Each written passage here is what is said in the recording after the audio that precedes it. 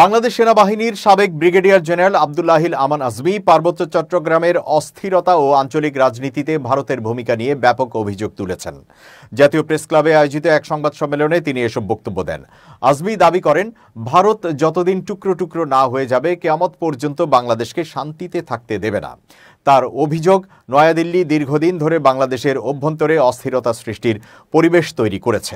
তিনি বলেন, ১৯৭৫ থেকে ১৯৯৬ সাল পর্যন্ত পার্বত্য চট্টগ্রামের অস্থিরতার পেছনে ভূমিকা ছিল। তার ভাষ্য অনুযায়ী সেই সময় সশস্ত্র শান্তি বাহিনী নিজ দাবিতে ব্যর্থ হয়ে ভারতের সঙ্গে যোগাযোগ করে।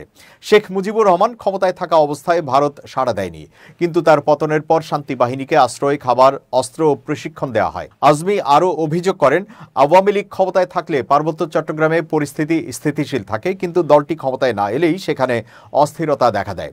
১৯৯৭ সালের পার্বত্য শান্তি চুক্তি নিয়ে কঠোর সমালোচনা করে আজমি বলেন, এটি ছিল তথাকথিত এবং আইওয়াশ চুক্তি।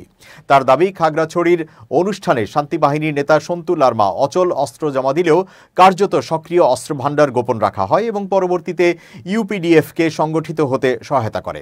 আজমি বলেন, অতীতের তুলনায় পার্বত্য অঞ্চলের নিরাপত্তা পরিস্থিতি পরিবর্তিত হয়েছে। তার দাবি, আওয়ামী লীগ সরকারের সময়ে প্রায় ২০০টি সেনা ক্যাম্প প্রত্যাহার করা হয়, যা সশস্ত্র গোষ্ঠীগুলোকে সক্রিয়তা বাড়ানোর সুযোগ দেয়।